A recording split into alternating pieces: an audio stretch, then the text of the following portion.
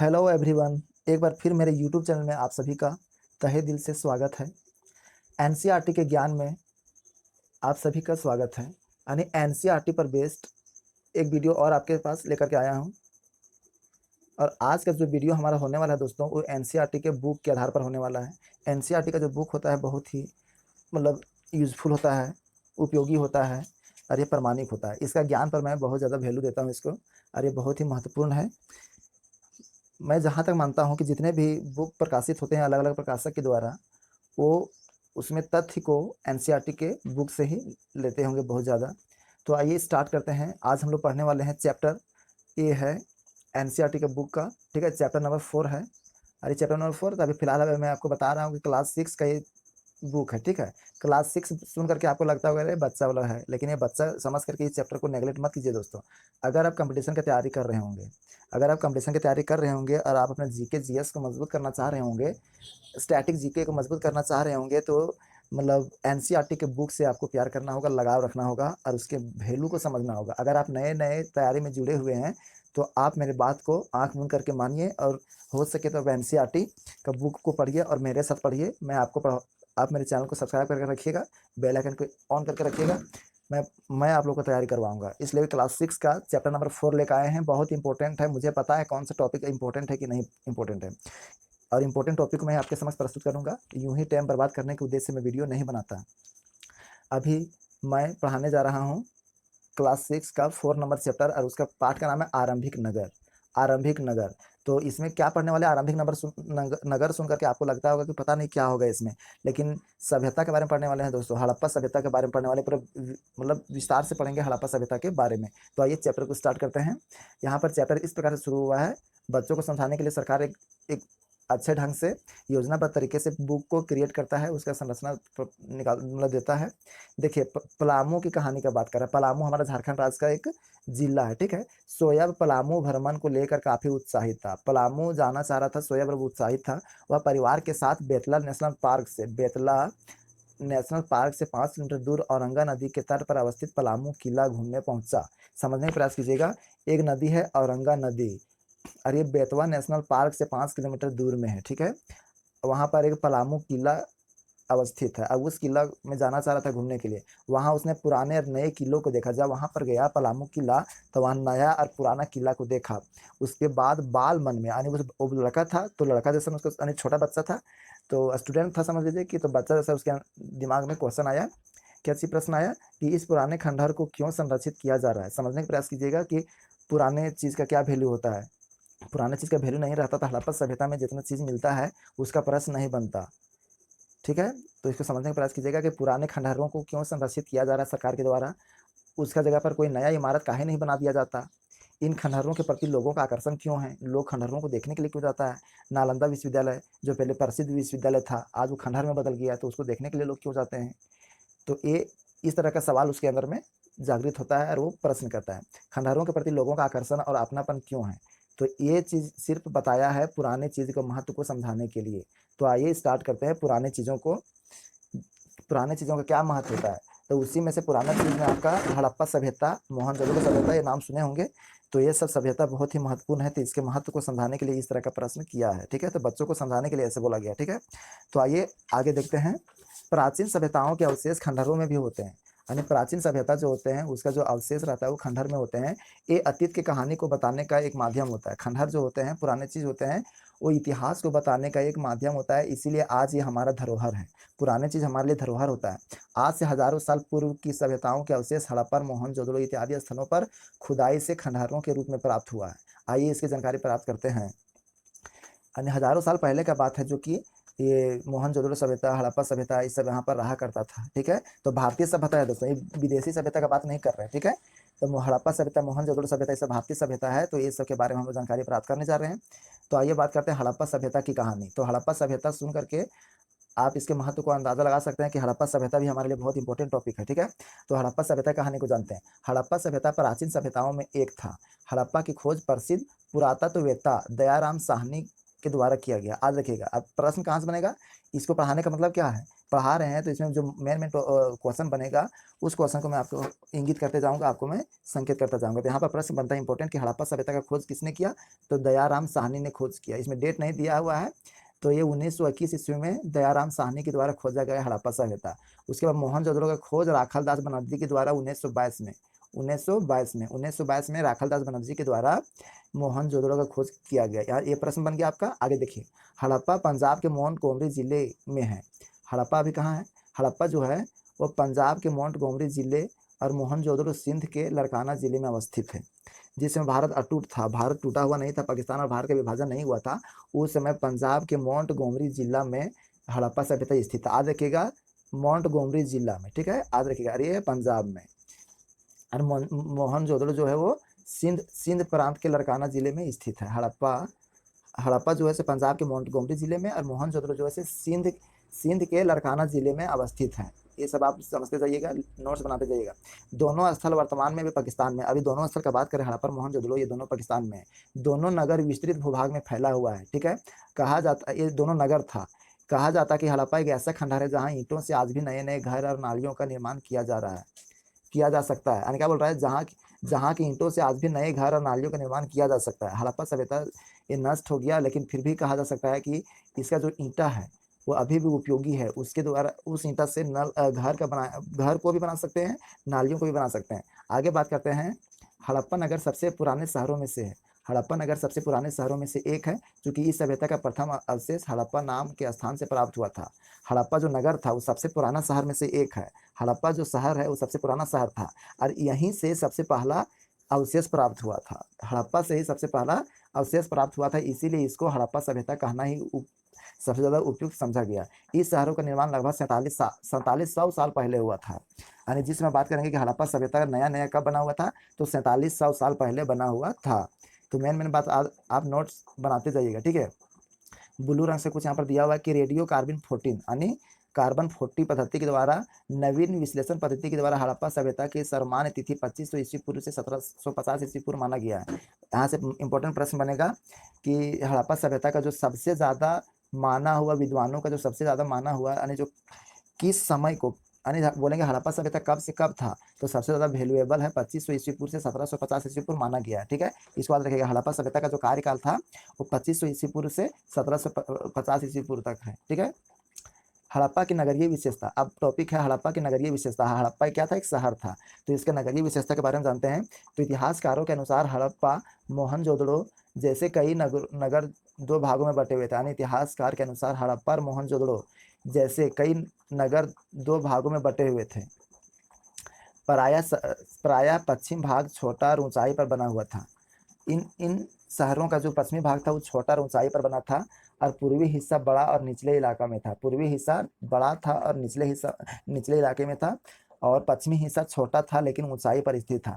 संभवतः पश्चिम भाग में शासक वर्ग रहा करते थे। जो पश्चिम भाग था वहां पर शासक वर्ग रहते थे, इसीलिए इसे नगर दुर्ग कहा जाता है। नगर दुर्ग कहा जाता था क्योंकि शासक लोग वहां रहा करते थे। पूर्वी हिस्से में सामान्य लोगों के रहने के कारण इसे निचला नगर कहा गया। जो नीचे वाला भाग था वहां पर ग्रामीण लोग रहता था, इसीलिए उसको निचला नगर कहा गया।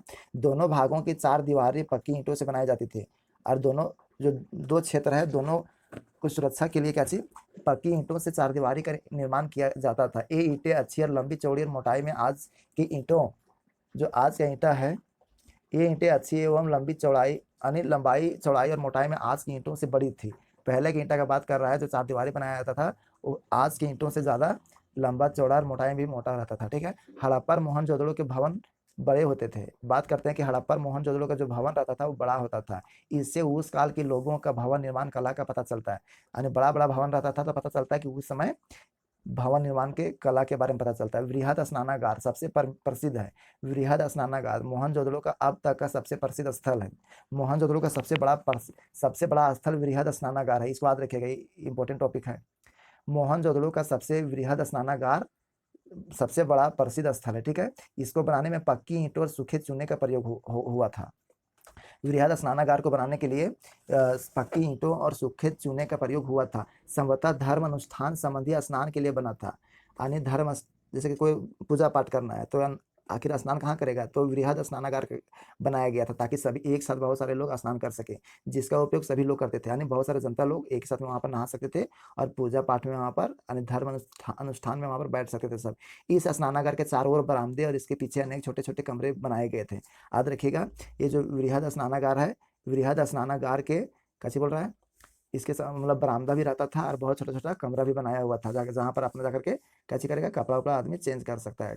ठीक है, आगे बात करते हैं हड़प्पा जैसे कई नगरों में अनाज रखने के लिए अन्नगार। अभी तो देखिए स्विमिंग पूल का निर्माण किया गया था, विशाल स्नानागार, जो कि मोहनजोदड़ो में था और वो सबसे बड़ा था। अब बात करते हैं हड़प्पा जैसे कई नगरों में अनाज रखने के लिए भी विशाल अन्नगार, राजकीय भंडार बने होते थे, यानी अन्नगार भी बनाया गया था जहाँ पर अन्न को रखा जाता था। इसमें संभवतः जनता से कर के रूप में वसूल किया गया अनाज रखा जाता था, यानी जनता के द्वारा टैक्स वसूला जाता था। तब टैक्स पैसा के रूप में नहीं, मुद्रा के रूप में नहीं, बल्कि अन्न के रूप में, अन्न यानी अनाज के रूप में, टैक्स के रूप में जो जमा किया जाता था उसी को अन्नगार में भंडारित किया जाता था, भंडार करके रखा जाता था। बोलता अन्नागार यानी कोठी में हड़प्पा सभ्यता के महत्वपूर्ण भवन थे। अन्नागार में क्या था, कोठी में हड़प्पा सभ्यता के महत्वपूर्ण भवन थे। इसके रख रखाव की व्यवस्था राज्य के पदाधिकारियों द्वारा किया जाता था। जो कोठी था, अन्नगार था, वहां पर बहुत सारे महत्वपूर्ण भवन था, कमरा था। ठीक है, इसका रख रखाव भी राज्य के पदाधिकारियों द्वारा किया जाता था। कालीबंगा, इंपॉर्टेंट प्रश्न है, कालीबंगा कहाँ है, तो ये कालीबंगा राजस्थान में है। ठीक है, अगर पूछेगा रोपड़ कहाँ है, तो रोपड़ पंजाब में है। अगर बोलेगा लोथल कहाँ है, तो लोथल गुजरात में है। तो ये सब महत्वपूर्ण है। ठीक है, तो कालीबंगा राजस्थान में एक कुआं के समीप 7 आयताकार बेदियां एक पंक्ति में मिला है। याद रखिएगा, कालीबंगा में कुआं के समीप 7 आयताकार बेदियां एक पंक्ति में मिले हैं। इससे पता चलता है कि लोग धार्मिक जीवन में विश्वास रखते थे। 7 बेदियां यानी जो वेद टाइप के रहता है, यानी धर्म से संबंधित है। ठीक है, तो यानी हड़प्पा सभ्यता वाले लोग किस चीज पर ध्यान देते थे, ये धर्म पर भी विश्वास रखते थे। लोथल, अब बात कर रहे हैं लोथल। लोथल हम कहाँ बताएं, लोथल अभी गुजरात में। लोथल में 3 बर्तन के टुकड़ों पर सर्प की आकृति बनी हुई थी। सर्प मतलब सांप, यानी लोथल में एक चीज क्या मिला था, लोथल में 3 गो बर्तन था, यानी लोथल में एक चीज मिला है, 3 बर्तन था, और यानी 3 बर्तन के टुकड़ा था और उस पर सांप का आकृति बनाया हुआ था। ये ऐसा अवशेष मिला था लोथल से। इससे पता चलता है कि लोग नागराज की पूजा करते थे। नागराज का पूजा करते थे हड़प्पा वासी लोग। कैसे पता चला, तो लोथल में 3 गो बर्तन का टुकड़ा मिला, उसमें सर्प का आकृति बना हुआ था। तो इससे पता चलता है कि हड़प्पा वासी लोग नागराज की पूजा करते थे। हड़प्पा सभ्यता की खास विशेषता यह भी थी, हड़प्पा सभ्यता की खास विशेषता यह भी थी कि वहाँ की इमारतें 2 या 3 मंजिला होता था। हड़प्पा सभ्यता जो था वो शहरी सभ्यता था। इसका जो इमारत रहता था वो 2 या 3 मंजिला होता था। घरों में आंगन होता था, आंगन के चारों ओर घर बने होते थे। ठीक है, आंगन के चारों ओर घर बने होते थे, जिसका दरवाजा आंगन में ही खुलता था। आंगन से हर घरों के पानी की निकासी के लिए नालियां बनी होती थी। देखिए, बहुत सुनियोजित ढंग से हड़प्पा सभ्यता का मतलब शहरों का बसाया गया था। हड़प्पा सभ्यता के शहर को बसाया गया था, हर चीज़ का व्यवस्था था। नहाने के लिए भी विशाल स्नानागार था, अन्न रखने के लिए भी, अन्न को भंडारित करने के लिए भी अन्नगार रखा हुआ था, पूजा पाठ की भी मतलब व्यवस्था था। ठीक है, इसके अलावा क्या बोलता है, जो इमारत था वो 2-3 मंजिला रहता था, आंगन में दरवाजा खुलता था। ठीक है, बोलता आंगन से हर घरों के लिए पानी का भी निकासी के लिए नाली बना होता था, जो सड़क के किनारे बनी सार्वजनिक नालियों में मिल जाता था। देख कितना सुंदर ढंग से मतलब व्यवस्थित किया गया। पानी निकालने के लिए नालियाँ बनाया गया, छोटी छोटी नालियाँ, और वो छोटी छोटी नालियाँ सड़क के किनारे बड़ी नालियों में मिल जाता है, यानी जल निकासी का उचित प्रबंध यहाँ पर किया गया है। इस तरह शहर का पानी मोहल्ले से बाहर निकल जाता था, शहर का पानी मोहल्ला से बाहर निकल जाता था, यानी मोहल्ला से पानी छोटे छोटे नालियों के द्वारा बड़ी नाली में मिल जाता था और वो शहर से बाहर गंदगी चला जाता था। शहरों में किसी तरह की गंदगी दिखाई नहीं पड़ती थी। देख लीजिए, स्वच्छता पर भी बहुत ज़्यादा ध्यान रखा जाता था हड़प्पा वासी के लोग। हर मोहल्ले में पक्की सड़कें बनाई रहती थी, हर मोहल्ले में पक्की सड़कें दिखाई देती थी, और सड़कों का बनावट ऐसी थी जहाँ चौराहा होता था। सड़क का निर्माण ऐसा किया गया था कि जहाँ चौराहा होता था वहाँ सड़कें 90 डिग्री के समकोण की तरह दिखाई पड़ता था। जहाँ पर मतलब चौक बनाया जाता था, यानी सड़क जो रहता था वो बीच में चारों तरफ से आता था, यहाँ पर 90 डिग्री का एंगल बनाता था। इस तरह से चारों तरफ से आया और बीच में 90 डिग्री का एंगल बनाया चौराहा पर। ठीक है, यानी बहुत सुंदर ढंग से बनाया जाता था, यानी नियोजन किया गया था। वर्तमान में तो ईंटों की जुड़ाई के लिए सीमेंट, बालू, कंक्रीट उपलब्ध है। हड़प्पा काल में ईंटों की जुड़ाई कैसे होता था, ये भी सवाल अच्छा है। चलिए बात करते हैं नगरीय जीवन की बात करते हैं। अब वो तो हो गया, अब बात करते हैं नगरीय जीवन कैसा था, हड़प्पा वासियों का नगरीय जीवन कैसा था। तो हड़प्पा एक विकसित नगर था। अधिकतर लोग शहरों में ही रहना पसंद करते थे। शासकों के महल बड़े सुंदर बने होते थे। महलों के निर्माण के लिए धातु और कीमती पत्थर और अन्य उपयोगी चीज़ों दूसरे जगहों से मंगवाए जाते थे। देखिए महल बनाने के लिए धातु का प्रयोग किया जाता था, कीमती पत्थर का प्रयोग किया जाता था और भी अन्य चीज़ों को दूसरे जगह से मंगवाया जाता था। शासक वर्ग के लोग मनकों यानी ईंटों तथा सोने चांदी शासक वर्ग के लोग मनकों यानी हार यानी मन का मतलब ईंटा होता है ऐसे, तथा सोने चांदी से बने आभूषण का प्रयोग शौक के लिए करते थे। शासक वर्ग के लोग जो है यहाँ पर चलिए एक मन का होता है, मन का मतलब ईंट भी होता है, लेकिन यहाँ पर एक मन का जो है ये समझ लीजिए हार हार समझ लीजिए, ठीक है। तो शासक वर्ग के लोग जो थे वो अमीर रहते थे तो हार का प्रयोग करते थे, सोना चांदी से बने हुए आभूषण का प्रयोग करते थे। नगरों में लिपिक, कलाकार, स्वर्णकार, शिल्पकार लोग भी रहते थे, जो कामगार लोग रहते थे, जो काम करने वाले रहते थे, जैसे लिपिक हो गया, क्लर्क हो गया, कलाकार हो गया है ना, स्वर्णकार हो गया, सोनार लोग है ना, शिल्पकार हो गया, और मतलब साम्राज्य को और विकसित करने वाला, सजाने वाला और विकास का काम करने वाले अन्य लोग जो रहते थे वहाँ पर रहते थे। लिपिक वर्ग के लोग जो लोग लेखा संबंधी कार्यों के निष्पादन करते थे, जो लेखा संबंधी यानी क्लर्क का काम करते थे। आगे बात करते हैं शिल्पकार लोग सिक्कों की ढलाई करते थे, लिपिक लोग जो है वो लेखा संबंधी यानी लेखा जोखा रखते थे, ठीक है।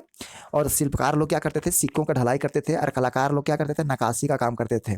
व्यापारी लोग क्या करते थे, नगरों के अलावा दूर दूर जाकर के व्यापार करते थे।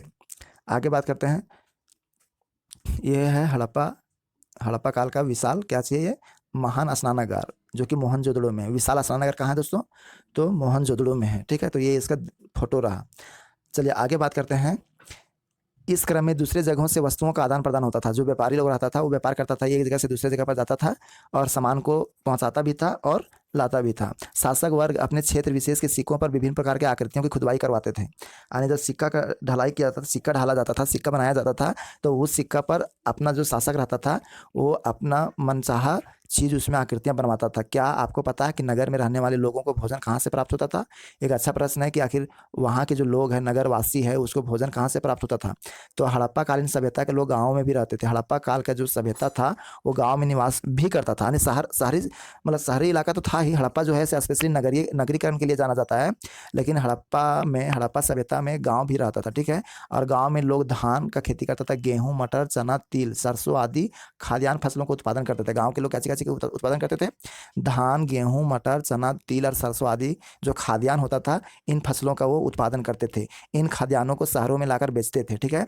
इन खाद्यान्नों को शहरों में लाकर गांव के आदमी लोग खेती किया और उसको शहर में जाके बेच दिया, और शहर वाले लोग भी यही लोग से अनाज खरीद करके खाते थे, जिससे शहर के लोगों का खाद्यान्न प्राप्त होता था, ठीक है।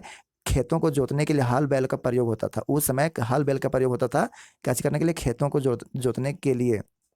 मवेशियों के चरने के लिए बड़े बड़े चारागाह थे दोस्तों, ठीक है। यात्रा के लिए बैलगाड़ी का प्रयोग किया जाता था। यात्रा के लिए बैलगाड़ी का प्रयोग किया जाता था। मवेशियों को चरने के लिए बड़े बड़े चारागाह बनाया गया था, और खेत को जोतने के लिए क्या था, तो हल बैल का प्रयोग किया जाता था। चलिए ये हो गया नगरीय कैसे जीवन के बारे में देख लिए, ठीक है। अब बात करते हैं अनूठी शिल्पकारी यानी नक्काशी जो होता है, शिल्पकार लोग जो है नक्काशी करता है ना। तो हड़प्पा सभ्यता में शिल्पकारी का क्या प्रदर्शन था, शिल्पकार लोग अपना प्रसिद्धि किस प्रकार से हासिल किया था, तो हड़प्पा सभ्यता की जो अनूठी अद्भुत शिल्पकारी है उसके बारे में जानते हैं। हड़प्पा संस्कृति की खुदाई से कई चीज़ें प्राप्त हुई है। अधिकतर चीज़ें पत्थर, शंख, तांबे, कांसे, सोना, चांदी जैसे धातुओं से बनाई गई थी। जितना भी चीज़ प्राप्त हुआ है वो पत्थर से बनता था, शंख से, तांबे, कांसे, सोना, चांदी आदि धातुओं से बनाई गई थी। तांबे और कांसे से औजार, हथियार, गहना और बर्तन बनाए जाते थे। तांबा से, कांसा से औजार बनाया जाता था, हथियार बनाया जाता था, गहना बनाया जाता था और बर्तन बनाए जाते थे। गहने और बर्तन सोना, चांदी और अन्य बहुमूल्य वस्तुओं से बनाए जाते थे। गहने और जो बर्तन था वो सोना, चांदी और अन्य बहुमूल्य वस्तुओं से भी बनाए जाते थे। देखिए बर्तन भी यहाँ पर सोना का बनाया जाता था दोस्तों, जिस पर सुंदर नक्काशी की जाती थी। शिल्पकार लोग का काम कैसे होता था, जो बर्तन बन गया या तो सोना का आभूषण बना, उस पर सुंदर सुंदर नक्काशी करना उसका काम रहता था शिल्पकारों का, जिस पर सुंदर नक्काशी की जाती थी। और आज भी इन बहुमूल्य धातुओं से आभूषण और बर्तन बनाए जाते हैं। आज भी जैसे सोना से भी आज भी बर्तन बनाया जा सकता है, ठीक है। और वो तो गहना तो बनता ही है।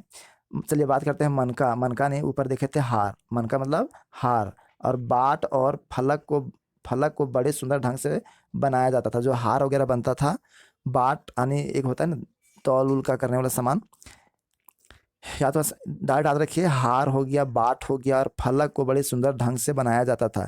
यह कहा जा सकता है कि स्वर्णकार और कारीगर काफ़ी पारंगत थे।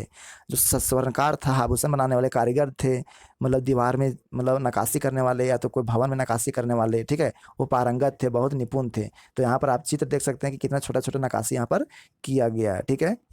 आगे बढ़ते हैं। बोलता है आग में पके मिट्टी के बर्तनों को टेराकोटा कहा जाता था। उस समय आग में जो मिट्टी का जो बर्तन रहता था उसको पकाया जाता था, उसको टेराकोटा कहा जाता था। यहाँ पर देखिए कुछ चित्र दिया हुआ है जो कि, हाँ, अभी जो दिखाया गया था ना आभूषण वगैरह, वो चीज़ यहाँ पर दिखाया गया, ठीक है। चित्र का ध्यान से देखिए, यह हड़प्पा काल में प्रचलित बाट है, यानी तोलने वाला जो सामान जो होता है वो, और इसे चट पत्थरों से बनाया गया था। कौन? चट पत्थर से बनाया गया था। इसका उपयोग बहुमूल्य धातुओं और अन्य वस्तुओं को तोलने के लिए, बाट मतलब हम लोग बाट उसको कहते हैं जो तोलने के लिए इसका प्रयोग किया जाता है। अब चित्र खा को देखिए, इसमें क्या था? मनके है, हार है, ठीक है, हार का चित्र है। इसमें कई मनके कार्निलियन पत्थरों से बनाया गया है। पत्थर का नाम याद रखिए दोस्तों, ये जो हार है वो कार्निलियन पत्थर से बनाया गया है। कार्निलियन पत्थर से बनाया गया है। पत्थरों को काट करके और उसको तराश करके, यानी उसको पूरा प्लेन करके मनके बनाए गए थे। यानी पत्थर को भी काट काट करके मनका बनाया जाता है। अभी भी अंगूठी वगैरह बनता है तो उसमें मतलब महंगा पत्थर उसमें डाला जाता है। माला बनाने के लिए मनकों के बीच में छेद किया जाता था, यानी जो मनका बोले तो एक तरह से पत्थर, यानी हार समझ लीजिए, ठीक है। तो हार में जैसे मान चलिए कुछ मोती के जैसा बनाया है, तो माला का रस्सी जो रहता है उसमें कैसे पिराइएगा, तो बीच में छेदा होना चाहिए, तो छेदा बनाया जाता था। अब यहाँ पर देख लीजिए चित्र कौन? तीसरा चित्र में क्या था? चित्र खा में क्या था? इसको देख लीजिए। अब ये क्या है, यहाँ पर समझिए। चित्र गा में बोलता है सुंदर फलक बनाए गए थे जिसका उपयोग किसी चीज को काटने के लिए किया जाता था। वो हथियार टाइप का था काटने के लिए। मोहनजोदड़ो से बुने हुए सूती कपड़े का एक टुकड़ा मिला है। मोहनजोदड़ो से बुना हुआ एक सूती कपड़ा का टुकड़ा मिला है, ठीक है। इसके अलावा और क्या मिला है? चांदी मिला है। अच्छा, तो पीला वाला देख लीजिए क्या बोलता है। अध्याय 3 में आपने अच्छा छोड़िए, इसमें कुछ नहीं है। इसके अलावे मोहनजोदड़ो में बुना हुआ सूती कपड़ा का एक टुकड़ा मिला है। इसके अलावा चांदी के बर्तन एवं तांबा के कुछ वस्तुओं में सूती कपड़े के टुकड़े एवं धागे चिपके हुए प्राप्त हुए हैं। बर्तन भी मिला है, तांबा भी मिला है, ठीक है, सूती वस्त्र भी मिला है, चांदी का सामान भी मिला है। मोहनजोदड़ो का बात कर रहे हैं। उसके बाद बात करते हैं कई अन्य स्थानों से भी प्राप्त हुए कुछ वस्तुओं पर सूती कपड़े के छाप देखने को मिलता है। कई अन्य स्थानों में सूती वस्त्र कपड़ा देखने को मिलता है, ठीक है। अतः कहा जा सकता है कि इस समय सूती वस्त्र बुनाई उद्योग विकसित था। सूती वस्त्र बुनाई उद्योग क्या था? विकसित था। ऐसा प्रमाण मिलता है कि कताई के लिए तकलियों का प्रयोग किया जाता था। कताई मतलब जो सूत काता जाता है, सूत बनाने के लिए तकली का प्रयोग किया जाता था। यहाँ पर है कुछ मुहर के बारे में जानकारी। मुहर के बारे में जानकारी है। क्या बोल रहे जानकारी में? एक स्थान से दूसरे स्थान में भेजे जाने वाले सामान से भरी डब्बों या थैलों को चिन्हित करने के लिए मुहरों का प्रयोग किया जाता था। थैलों को बंद करने के बाद उसके ऊपर हिस्सों में लगे गांठों पर मिट्टी का लेप लगाकर मुहर लगाई जाती थी। मुहर की छाप को मुहर बंदी कहा जाता था। समझते जाइएगा, धीरे धीरे पढ़ रहे हैं। मुहर की छाप का नहीं टूटना इस बात को बताता है कि सामान के साथ छेड़छाड़ नहीं हुआ है, ठीक है। अभी हम लोग पैकिंग कर देते हैं कूट वगैरह में, कागज से बना चीज में, लेकिन वो लोग यहाँ दूसरे तरीके से कर देते हैं। मिट्टी का लेप लगा करके उसमें मुहर चिपका दिया जाता था, ठीक है, ताकि वो उससे प्रमाण रहता था कि ये सामान नहीं खुला, नहीं उसमें कुछ निकला है। ये है लोथल का बंदरगाह। लोथल कहाँ है? गुजरात में। बंदरगाह बगल में समुद्र है, वहां से आताआत होता था, दूसरे जगह से सामान मंगाया जाता था, दूसरी जगह पर सामान भेजा जाता था। उपर्युक्त वस्तुओं का निर्माण कुशल कारीगरों और विशेषज्ञों द्वारा किया जाता था। ऊपर के जो सामान देखें वो कुशल, जो पूरा निपुण रहते थे कारीगर, और जो विशेषज्ञ लोग रहते थे, जो खास काम के लिए, यानी खास आदमी खास काम कर सके वैसे लोग करते थे, ठीक है। किसी खास चीज़ को बनाने के लिए खास प्रशिक्षण प्राप्त व्यक्ति विशेषज्ञ कहलाता है। अभी आपको बताएं विशेषज्ञ कौन कहता है? प्रशिक्षण जो प्राप्त किया है वही।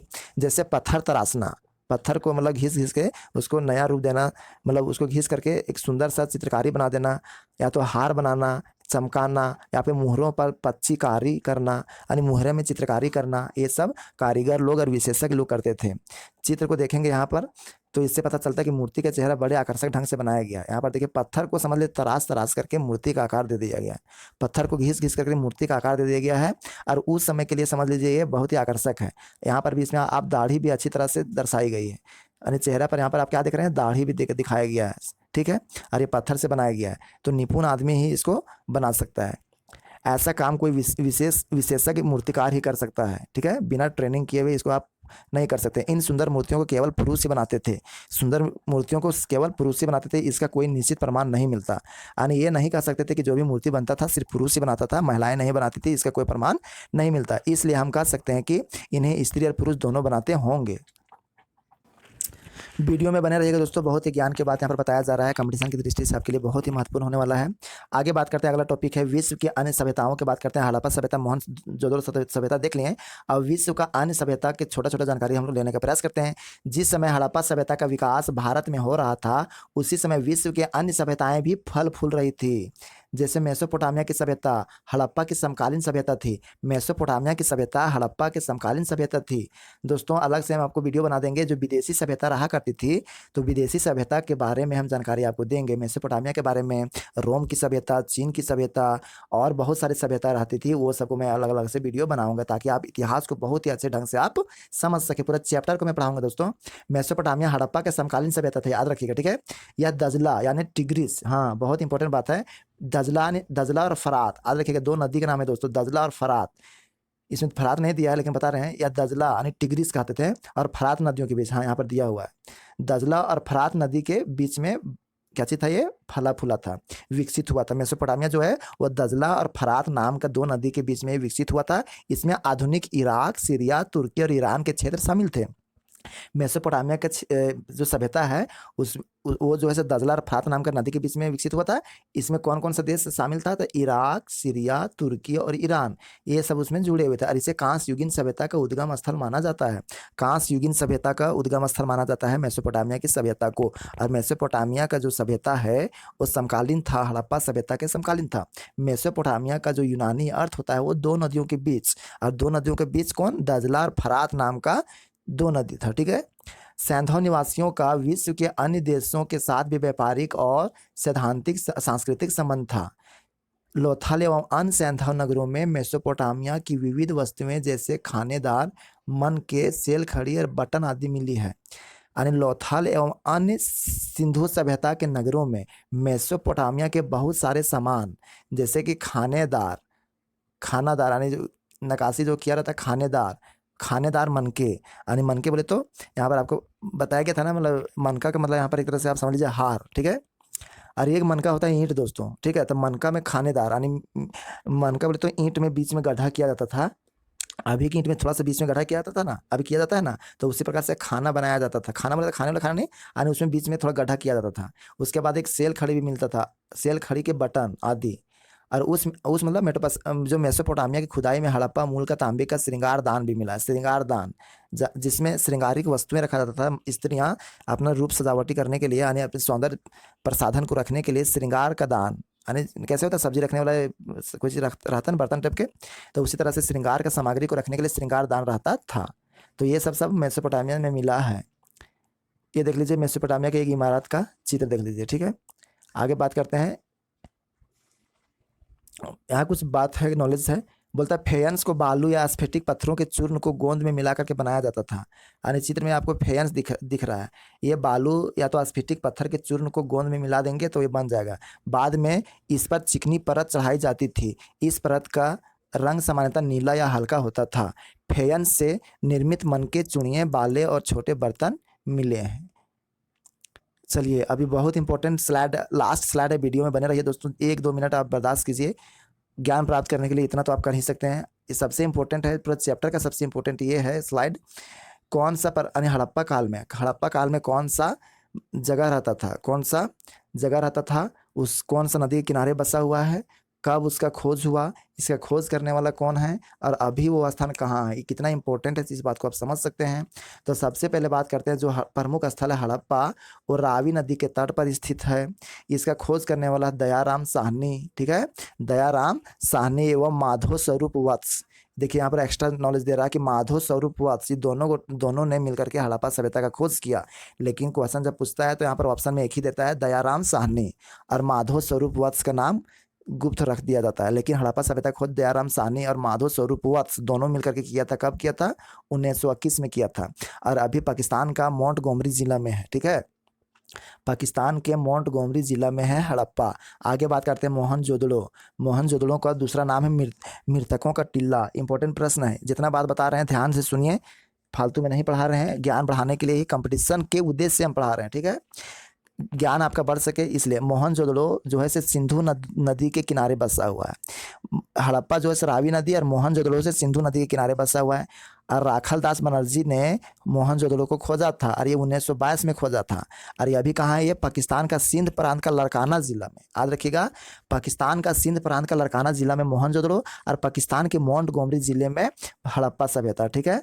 आगे बात करते हैं चंदहुदड़ो, फेमस नाम है चंदहुदड़ो जो है वो सिंधु नदी के किनारे बसा हुआ है और इसको खोजने वाला है गोपाल मजूमदार। चंदहुदड़ो को खोजने वाला है गोपाल मजूमदार और इसको 1931 ईस्वी में खोजा गया है। और ये भी कहाँ है? पाकिस्तान में है, सिंध प्रांत में। और पाकिस्तान में है, सिंध प्रांत में, ठीक है। आगे बात करते हैं लोथल, ये भोगवा नदी के किनारे है। मोस्ट इंपॉर्टेंट स्लाइड है दोस्तों, इसके बाद आप स्क्रीनशॉट ले लीजिएगा, या तो लिख लीजिएगा, नोट्स बना लीजिएगा। लोथल जो है भोगवा नदी के किनारे है। रंगनाथ राव के द्वारा इसको खोजा गया है, लोथल को खोजा गया है रंगनाथ राव के द्वारा। और ये 1955 और 1962 में, ठीक है, इसके बीच में खोजा गया। 1955 एवं 1962 में लोथल का खोज हुआ है। और ये कहाँ है? अभी गुजरात के अहमदाबाद में, अर्थात भारत में, ठीक है। पहले हम बता चुके हैं लोथल जो है सो बंदरगाह है कहाँ का? गुजरात का। भोगवा नदी के किनारे है। रंगनाथ राव ने इसको खोजा था 1955 और 1962 में, ठीक है। गुजरात का अहमदाबाद जिला में ये है। आगे बात करते हैं रोपड़, जो आपको हम बता चुके हैं। रोपड़ जो है सो पंजाब में है। रोपड़ जो है सो कहाँ है? पंजाब में, ठीक है। तो रोपड़ ये सतलुज नदी के किनारे बसा हुआ है। और आगिदत्त शर्मा इसको खोजा है 1953 और 1956, आज रखिएगा डेट, 1953 1956 में खोजा गया रोपड़ को आगिदत्त शर्मा के द्वारा। अरे पंजाब का रोपड़ जिला में ये स्थित है, पंजाब के रोपड़ जिला में ये स्थित है। आगे बात करते हैं कालीबंगा, ये भी इसको बताया था, पर राजस्थान में है। ये घग्गर नदी के किनारे बसा हुआ है। ये BV लाल एवं BK अय्यर ने इसको खोजा है। कालीबंगा खोजा कौन? BV लाल एवं BK अय्यर ने इसको 1953 ईस्वी में खोजा है। ये कहाँ है? तो राजस्थान का हनुमानगढ़ जिला में है, राजस्थान का हनुमानगढ़ जिला में है। इतना इंपॉर्टेंट जानकारी आपको संभव है दोस्तों NCERT के बुक में है, ठीक है। अगला बात करते हैं धौलावीरा, इसलिए आप मेरे चैनल को सब्सक्राइब कीजिए और मेरे साथ जुड़े रहिए दोस्तों। मैं क्लास 6, 7, 8, 9, 10 हो सके तो 11, 12 का भी बुकों को मैं पढ़ाऊँगा। ये सबको कंप्लीट करेंगे, उसके बाद उधर जाऊँगा दोस्तों। जितना भी महत्वपूर्ण नॉलेज है मैं आप सबको देने का प्रयास करूँगा। बात करते हैं धौलावीरा कहाँ है? धौलावीरा जो है सो वो रविंद्र सिंह बिष्ट के द्वारा खोजा गया था 1990 से 1991 में, ठीक है। ये भी गुजरात के रन ऑफ कच्छ में है। रन ऑफ कच्छ जो है सो प्रशांत महासागर में है, और प्रशांत महासागर जो है सबसे बड़ा महासागर है। और यहाँ पर मरियाना ट्रेंच है, मरियाना ट्रेंच सबसे ज़्यादा गहरा भाग है मरियाना ट्रेंच, ठीक है। और रन ऑफ कच्छ है, और ये सबसे ज़्यादा दलदली इलाका होने की वजह से सबसे अधिक भूकंप जो है सो रन ऑफ कच्छ में आता है, सबसे अधिक भूकंप रन ऑफ कच्छ में आता है, ठीक है। तो दोस्तों ये वीडियो यहाँ पर हो जाता है समाप्त। यहाँ पर आप देख सकते हैं कुछ अवशेष जो कि हड़प्पा सभ्यता कालीन है, ठीक है। तो चैप्टर यहाँ पर हो गया समाप्त। मैं आशा करता हूँ कि आपको बहुत ही अच्छे ढंग से समझ में आया होगा, ज्ञान इससे आप लिए होंगे। ऐसे ही आप मेरे वीडियो के साथ में बने रहे, चैनल को सब्सक्राइब करें, वीडियो को लाइक करें, शेयर करें और बिल्कुल मेरे साथ बने रहे, ठीक है। बेल आइकन को ऑन करके रखिए ताकि मैं जब जब ये महत्वपूर्ण टॉपिक को पढ़ाऊंगा तो आपके तक पहुँच जाए, ठीक है। वीडियो को स्टॉप करता हूँ, फिर मिलेंगे नए चैप्टर में। जय हिंद, जय भारत दोस्तों।